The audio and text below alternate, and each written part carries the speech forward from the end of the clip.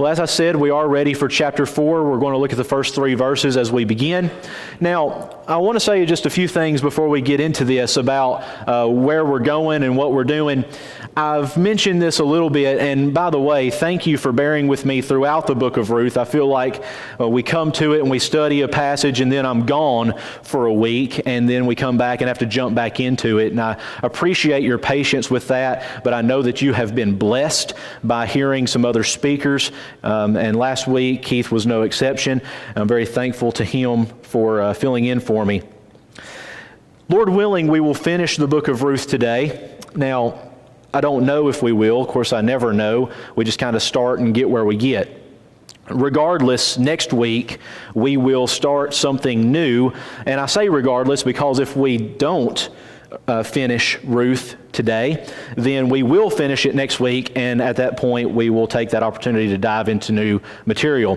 What we're going into next week, Lord willing, is a topical study. Now, I was trying today to count what we've done and to do a record, and I think, if memory serves me right, in this class, we have only done one other topical study, at least in my time of teaching, and that was with our study of fasting. And so in the time that we've been together in this class, we have looked at least 8 books of the Bible. We have done a verse-by-verse study of 8 books of the Bible. And I'm very proud of that because it has shown your willingness to dive into Scripture. Now, what a lot of people ask, especially in this particular class, is, well, how, if I want to go home and do my own study, how do I study the Bible for all it's worth? How do I look at the historical context, and how do I look at the language and the literary context, and how do I judge a narrative like we're doing here with the book of Ruth? Well, that's exactly what we're going to be looking at, again, Lord willing, next week, how to study the Bible for all it's worth. And so I look forward to that with you. I hope you're looking forward to that. And so we need to get into the text, Ruth chapter 4. I know it's been a week since we've looked at it, so let's go back to chapter 3. I don't want to start from the beginning. We don't have time, but back at chapter 3, Ruth is basically initiating a marriage proposal.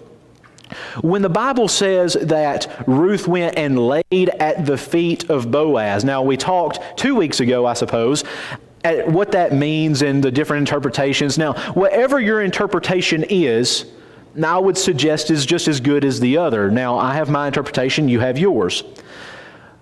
Regardless of the interpretation, the purpose of her going to Boaz and, quote unquote, laying at his feet is to do a marriage proposal. She's saying, I am here to submit myself to you in this marriage relationship. And so Boaz says, okay, good, that's fine. But there is someone else who is closer kin to you than me, and so we need to find him and see if he's willing to do this. If he's willing to do it, good. If not, I'll take his place. I will fulfill that role. It's interesting to me in chapter 4 that this Redeemer, the closer Redeemer, which the word Goel, which we've talked about quite a bit, is used to describe him as well. What's interesting, though, is that his name is never given. We have absolutely no idea who this man is. And we'll talk more about that, I think, a little bit later, but his name is never given. Boaz's name is given multiple times, and I would suggest because he is in the lineage of David and ultimately Jesus. So we begin in verse 1. Now Boaz had gone up to the gate and sat down there, and behold, the Redeemer, whom Boaz had spoken, came by. So Boaz said, turn aside, friend, sit down here. And he turned aside and sat down, and he took 10 men of the elders of the city and said, sit down here. So they sat down. Then he said to the Redeemer, Naomi, who has come back from the country of Moab, is selling a parcel of land that belonged to our relative Elimelech. Okay. Now, verse 1, Boaz had gone up to the gate and sat down there. 2 things we need to understand about this. Number 1 is that he went to the gate. The gate, it would be like us going to the county clerk or us going to the courthouse. Okay, that's where all the legal matters took place. That's usually where the elders met, and the elders would sit and have their discussions about things going on in the town, the village, or whatever. By the way, in Proverbs chapter 31, with the virtuous woman or the worthy woman, it is said of her that her husband is an elder in the gates of the city. Now we read over that and we think, oh, well, she has a prominent husband. And so every woman wants a prominent husband, right? I mean, they want someone who's going to be well known and well respected. Now notice in that passage that her husband is an elder, in the gates of the city. That's where they met, and so it's historical. But also notice that his success and his position is not attributed to him. It's attributed to her. It's possessive. Her husband does this. Now, I heard a marriage counselor say once, he used that passage to say this: ladies, honor your husband where you want him to be, not where he's at. You ever heard the phrase, dress for the job you want, not the job you have? In the same way, husbands and wives need to honor each other where we want each other to be, rather than perhaps where we are. Okay, little sidetrack, sorry. He went up to the gate. That's where all the business was going to take place. He's going basically to the county clerk to take care of a transfer of deed, right? Because the parcel of land belongs to Naomi at the death of Elimelech. And so notice where it says, and sat down there. Now this is common in Jewish culture, to sit when you do business. Remember in Matthew chapter 5 when Jesus goes up and begins the Sermon on the Mount, he saw the multitudes and he sat down and began teaching them? The one sermon that I have preached that I have received more criticism on than any other sermon, and that's saying something, is the one, I did this several years ago. I taught from Matthew chapter 5. And I sat down the entire time while I did it. And I received so much criticism over that because it's not the way that we're used to. Our culture is based on Greco-Roman society. Our government is based on Roman society. We don't have a democratic government, by the way. We have a republic. Our republic is based on the Roman Republic. Okay, and so in Matthew chapter 5, Jesus sits when he teaches. Now he's teaching a multitude. Okay, it's not just one-on-one. It's not just a group of people. He's sitting to teach the multitude. But when you come to Acts chapter 2, one of my favorite verses in the book of Acts is in Acts chapter 2 when it says, Peter took his stand with the 11. Now, we read that and we say, oh, well, Peter was bold and he was boisterous when he gave the sermon on the day of Pentecost. Well, yes.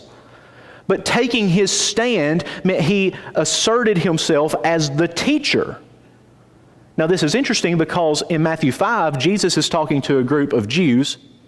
In Acts chapter 2, Peter is talking to a group of Jews. But by the time you get to Acts chapter 2, the demographics have changed. Or the dynamics have changed, I should say. Another example of this would be in Acts chapter 17. When Paul speaks in the Areopagus to the Stoic and Epicurean philosophers. He stands and speaks to them because that was their way of presentation. And so all this to say, this adds to the historicity of this text. The book of Ruth is ridiculed, saying that it cannot be historical, but over and over and over again we see evidence of historicity. I love that. And behold the Redeemer, the Goel, the blood avenger, right? The one who should fulfill the Levirate marriage comes. And now notice he comes to the gate. Now, I don't know what brought him to the gate. The text doesn't tell us. It's interesting because this is at the time of the harvest. Perhaps he came in to check on his harvest or to sell grain or to buy grain or something like that. Remember, they lived in a time without cell phones. Okay? You couldn't, and also, they couldn't just write a letter and send it.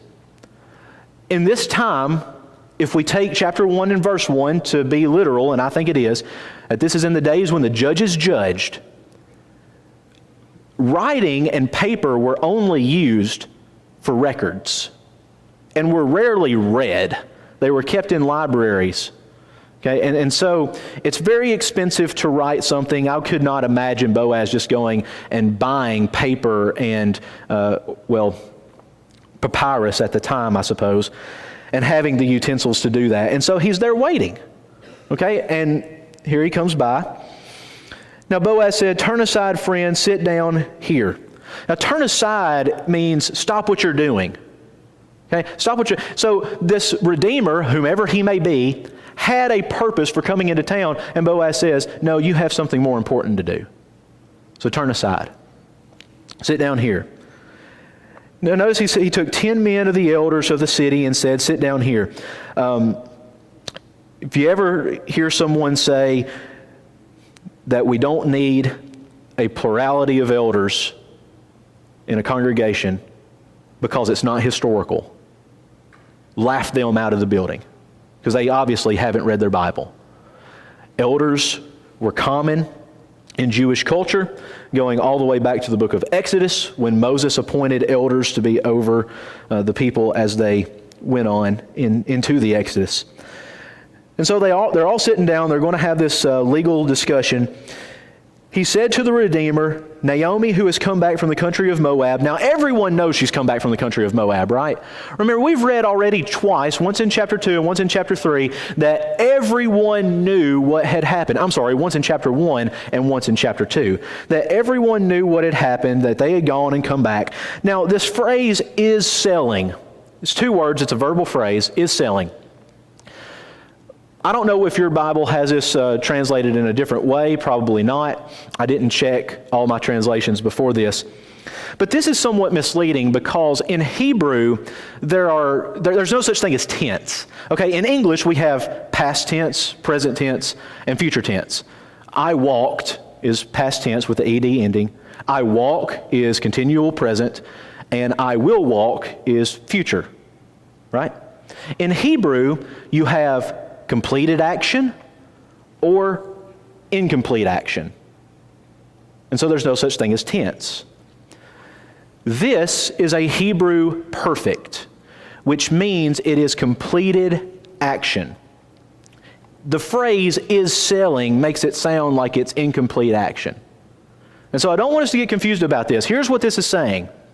Naomi has made up in her mind already as completed action that she's going to sell this parcel of land. And so it's up to you now as the Redeemer to take it and keep it in the family. We'll see this more in verse 4 and following. Now, at the risk of being contradictory to what I've said previously concerning Ruth and Naomi when they come back, I've suggested that when they came back, they were very poor. I say this for two reasons. Number one, Naomi herself says, I went away full and came back empty. Now, a lot of people say that that's referring to the loss of Elimelech and Mahlon and Chilion. And I'm sure that's part of it. But I'm also sure that they spent a lot in Moab in the 10 plus years that they were there and came back empty. The second reason I say that is because they have to glean in the fields. Well, when you read the law, only poor people gleaned in the fields. So the people who didn't have the means to get food any other way. And so you say, well, she has this parcel of land. Doesn't that mean that she owns something? Well, yeah, but here's what it's not saying. It's not saying she owns a home. And it's not saying how big the parcel of land is. I don't know how big the land is. It could be the size of this chair for all I know. Or it could be thousands of acres. But the fact is, if it's just two women, they don't have enough to work it. They don't have enough to keep it going. Now, we've seen that even in our own context. We've seen people have to sell farms and things like that because there's just no one there to keep it. No one there to work it. And my dad and I see this all the time in the auction business. People having to sell out because the kids don't want it and there's no one else to take it. Now, we must remember one more thing about this, that in this culture, keeping things in the family was so very important. And that's why this man, as the Redeemer, is so very important. Because it's his job to keep these things in the family. Okay, let's move on to verse 4 and 5. So I thought I would tell you of it and say, buy it in the presence of those sitting here and in the presence of the elders of my people. We're going to make a legal agreement. We're going to have you buy this, and it's all going to be legal. We're going to dot our I's and cross our T's. If you will redeem it, but if you will not, tell me that I may know, for there is no one besides you to redeem it, and I come after you. And he said, I will redeem it. Boaz said, the day you buy the field from the hand of Naomi, you also acquire Ruth the Moabite, the widow of the dead, in order to perpetuate the name of the dead and his inheritance. And that is obviously from Deuteronomy 25, 5 through 10, talking about Levirate marriage and how the next of kin is supposed to come in and provide and things like that. The book of Ruth has been long misconstrued as a love story, and it's not. It's not a love story between Boaz and Ruth. Now, I've told you before, we had to read this in my premarital counseling, and I make couples read this when I do premarital counseling with them now, because I think it shows how a woman needs to submit to and respect a man and how a man needs to provide for a woman. But it's not a love story. It's a story of redemption. Okay, that's why we call them the Redeemer. It's a story of stepping up and doing what is needed. Now, this man, this Redeemer who is not named, he fits the bill completely, right? I mean, he's the one who's closest. He fits in the outline of what he's supposed to do. And yet, God doesn't use him for that purpose. Now, that should not surprise us if we're good Bible readers. The people who don't seem like they fit the bill are the ones that God usually uses, right? Look at Moses. Look at Abraham. Look at Jesus, for goodness sakes. By the time you get to the first century, the Messiah from Daniel chapter 7 and Daniel chapter 10, everyone thought that the Messiah was going to be this big military leader, and he was going to be king, and he was going to set up his throne, and all of these things were going to be taken literal. And then they got the suffering servant of Isaiah 53 that no one wanted. And so Boaz, even though he does fit the bill here, don't make it sound like he doesn't, he's not the one who fits it best. But the one who fits it best isn't going to be used.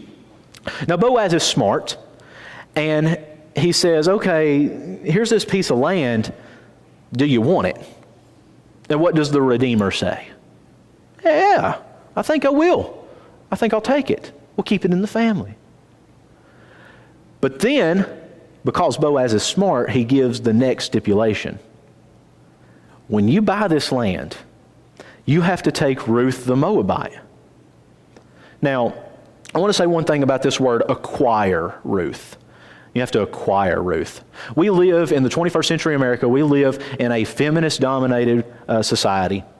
And I'm not saying that all feminism is bad, but I am saying that radical feminism, just as much as radical anything else, will be the destruction of the church. It amazes me in our culture today how many of my denominational friends are actually seeing a reformation and a revival among their particular denominations in the role of women.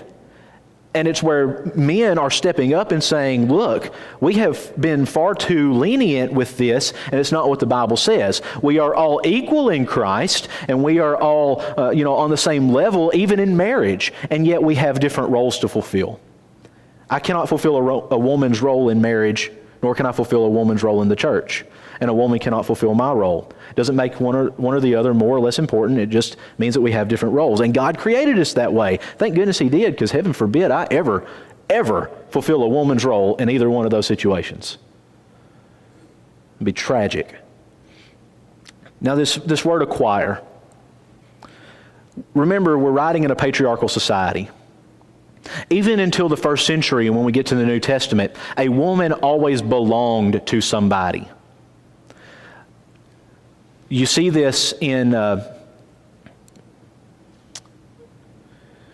most commonly in the New Testament with talking about wives and their submission to their husband, which at the time was actually a very radical teaching, because wives did not belong to their husbands in the first century. They belonged to their fathers, even upon getting married. They were not to be listed under the paterfamilias of the husband. And so she has to belong to somebody. This isn't being oppressive towards women. This is just cultural of the day. Now, the reason that this Redeemer had to take Ruth was for what? In order to perpetuate the name of the dead in his inheritance. We may talk a little bit later, I'm not sure, about Genesis 38, I believe it is, with Judah and Tamar. That's the beginning of the Levirate law. Okay, and so that's exactly what's happening here. You have this woman who's lost a kin, or she's lost her husband, and there are no children, and so it's your job to provide her with those children, with that inheritance. In verse 6, then the Redeemer said, I cannot redeem it for myself, lest I impair my own inheritance. Take my right of redemption yourself, for I cannot redeem it. Now this was a custom in former times in Israel concerning redeeming and exchanging. To confirm a transaction, one drew off his sandal and gave it to the other. And this was the manner of attesting in Israel. So when the Redeemer said to Boaz, buy it for yourself, he drew off his sandal. So basically verse 7 and 8 is just there to be historical commentary. I don't really have much to say about that because not much is said about it in the text. Really, everything we need to know about it is said in the text. But we also must remember in the patriarchal society, dealings with certain things were very different. I mean, look at even Abraham's covenant with God in Genesis, I believe it's 15.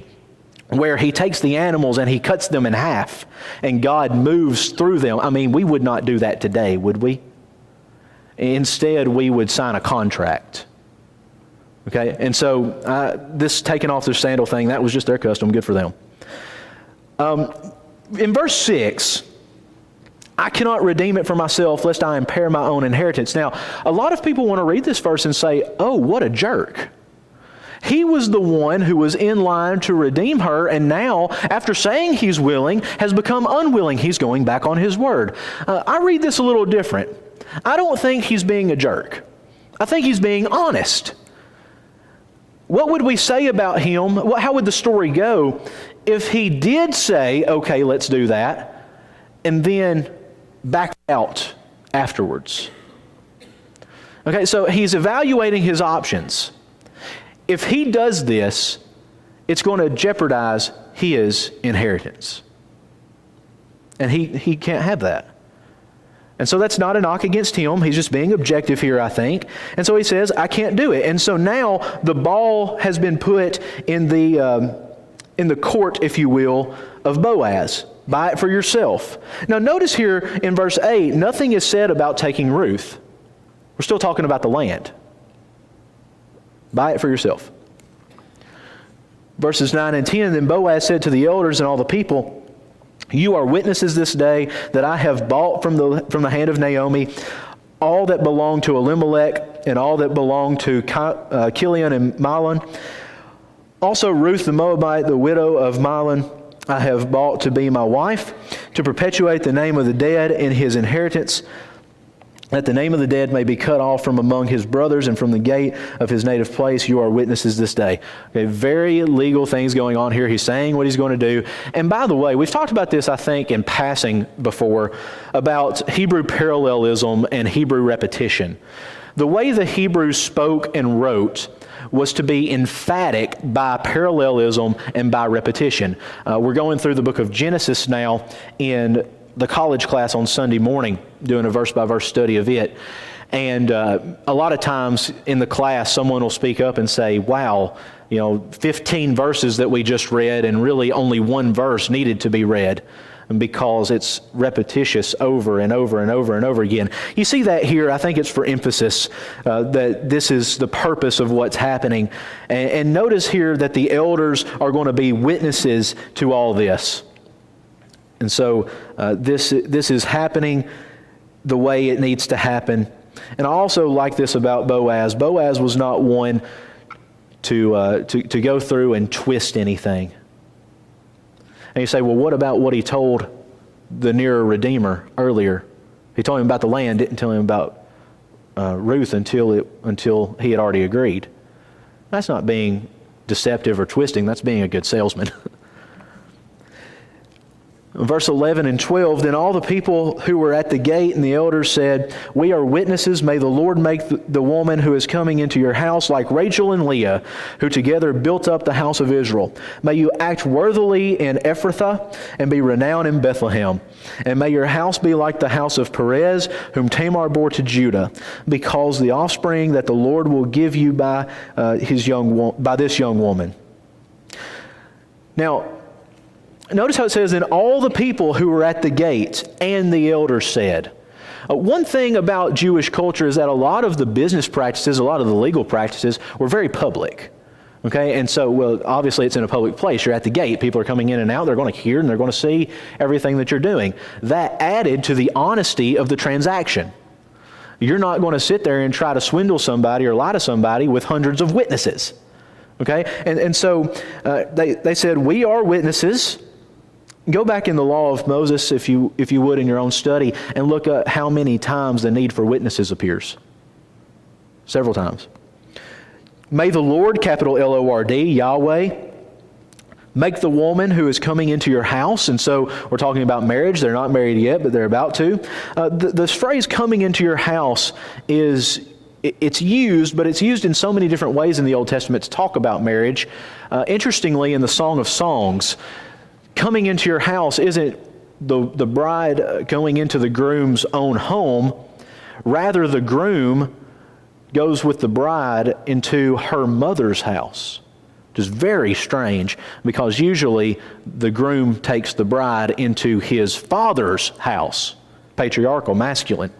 But the Song of Songs is written, I think one of the reasons it's written, is to add to the purpose and presence and glory and honor of the wife, of the bride in that particular situation. So she's coming into your house like Rachel and Leah. Rachel and Leah obviously are the mothers of the 12 tribes. Now, we're not told in the text, well, I suppose we might be in one vague way, about Ruth being barren. I've suggested to you in other classes that Ruth was barren. I say this for two reasons. Number one, she was with Milan for a long time, 10 years no less, and didn't have children. And I would assume not for lack of trying. Okay. Then, in I think it's the next passage that we'll look at, maybe not, it talks about how the Lord, but in verse 13, we'll get there in just a minute, the Lord opens her womb. He gives her conception. Okay, and that phrase is used a lot to talk about women who were barren, and that the Lord opened their womb. And so make them like Rachel and Leah, who together built up the house of Israel. Now, notice there is no blessing here given to Boaz to have many children. There's no one saying, oh, may Boaz become like Abraham and have descendants as numerous as the stars in the sand. The blessing here is about Ruth. And the blessing all the way from chapter 1 has been with Ruth at the center. And people will come up to me and they will talk about the Old Testament. And they'll say, well, you know, the Old Testament is sexist towards women. You haven't read the Old Testament if you believe that. Okay? Yes, there are different cultural standards for men and women in the Old Testament than we have today. But for crying out loud, people, read your Bible. These ladies are the one who built up the house of Israel. That's interesting. Nothing is said here about Isaac. May you act worthily in Ephrathah and be renowned in Bethlehem. This is talking about Judah. Bethlehem, by the way, means house of bread. Interesting that they had to flee the house of bread because of what? Anybody remember? A famine. There was no bread in the house of bread. I think a play on words there a little bit. And may your house be like the house of Perez. Now here's where Genesis 38 comes into play with the Levirate marriage. Perez is the one who Tamar bore to Judah, and Judah had a son who was married to Tamar. He died, and then Judah gave his other son to Tamar, and he did not fulfill his Levirate duties. Let's just put it that way. If you want a good reading of it, you can read Genesis 38 for yourself. He did everything except have kids with her. Let's just put it that way. And so God kills him. He didn't fulfill his job, and so God kills him. And now it falls on Judah to go in and fulfill this role. And Judah now has seen both of his sons die at the hand of God. And he says, well, God's going to kill me if I get with her, and so I'm not going to get with her. And so Tamar then has to act like a prostitute. She has to dress like a prostitute and seduce Judah so Judah will fulfill his role. I have heard preachers talk about Genesis 38 and how terrible of a person Tamar is because she had to swindle Judah into having sex with her. Tamar is the victim here. I'm sorry to put it that way. Maybe you disagree with me.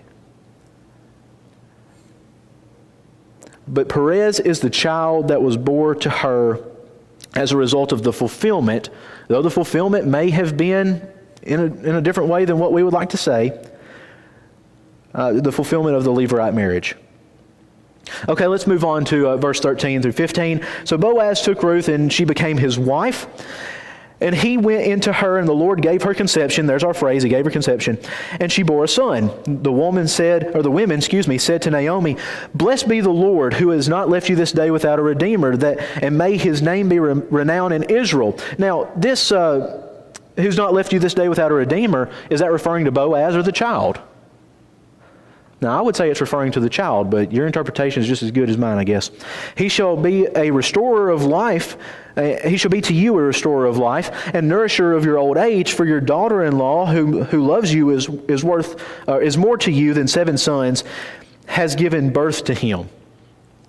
Now, legally, this child is not Ruth's child. Legally, this child belongs to Naomi, and that is why in verse 16, Naomi took the child and laid him on her lap and became his nurse. Now, y'all, don't ask me how this woman, we don't know how old she is, nursed this infant. I don't know.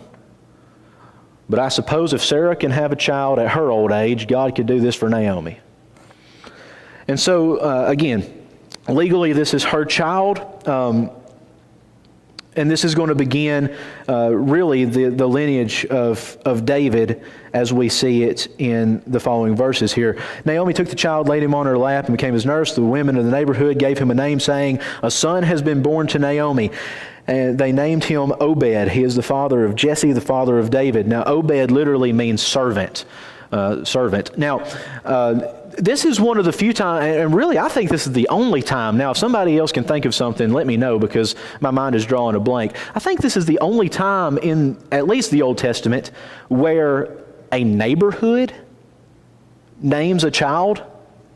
Very uncommon. I think, like I said, we're going through Genesis in our Sunday morning Bible class, and I think about how God changes patriarchal names. He changed the name of Abraham from Abram to Abraham. He changes Jacob to Israel, but the one name he doesn't change is Isaac. He never changes Isaac's name. You know why? Because God named him. God says, "You will call him Isaac." Okay, and so God doesn't name this child. The father, the mother doesn't name this child. The community names this child, and they name him servant. I don't know why. I wonder if it's because of how Ruth became a servant to Naomi and had that servant's heart, that servant's spirit.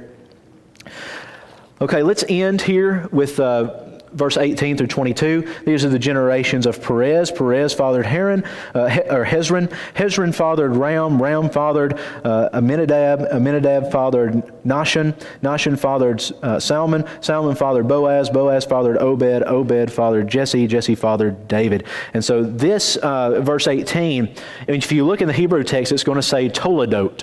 Toledot is the Hebrew word, and Toledot means generations of. And that's what you see in Genesis over and over and over again. A lot of scholars like to break up the book of Genesis based on the Toledot. These are the generations of. These are the generations of. These 5 verses are, in my opinion, why the book of Ruth is written, at least one of the overarching reasons. And that is to show the lineage of David and show the validity of David and give a historical account of the lineage of David. There are 10 names mentioned here. They are mentioned in Matthew chapter 1, verse 3 through 6, and Luke chapter 3, verse 32 through 33. The only difference is in Luke adds a name. And notice that Solomon is not mentioned here, which I think adds to the date of the book. If Solomon had been born, they would likely want to include him in the lineage, but he is not. Okay, I've got about 2 minutes left. Let me go over with you as many of these as I can. These are what I call theological points of a book. And we try to do this when we finish a book to just kind of give another aspect to the book rather than just getting into the scholarly aspect of it. Theological point number 1. There is a child of promise that is given here. a child of promise. There is this sense of that Ruth is going to get with Boaz, and that he is going to provide for Naomi this other redeemer, this new child that's going to come. Number two, it's interesting here that the whole book is written about a foreigner. The whole book is written about a foreigner. Ruth is a Moabite. And people want to say all the time, oh, the law of Moses was so terrible because if you weren't a nationally born Jew, you were lost, and that God didn't want to save anyone who wasn't a nationally born Jew. Are you kidding? Ruth was a Moabite. She was brought into the family. God used her. And by the way, she's not the only one. Okay, so let's actually read our Bibles. Number three, obviously this book could be used as an allegory for a redeemer. Jesus is used in the same capacity, that God has a people that he wants to redeem. Jesus is the redeemer. He is going to come and take them to himself. Okay. Number four, service to people. Ruth is a great example of service to Naomi, and how she was humble about it. She didn't expect anything. She didn't ask for anything. As a matter of fact, she went against Naomi's wishes to stay with her and to serve her. And that is a huge lesson for me as I work in church work. It's really easy to get lost in not serving people rather than being like Jesus and humbling yourself to the point of washing feet. And lastly, we see David as a messianic figure, the coming child of promise, the coming king, really. 2 Samuel chapter 7 is a good allusion of that. And so that is the book of Ruth. I've enjoyed our study. I love this great book. I love Esther as well, as we studied it. And I'm really looking forward to getting into next week. I think it's going to be a little different than what you may expect, with just opening up and asking ourselves, how can we properly study the Bible, and why should we care about properly studying the Bible?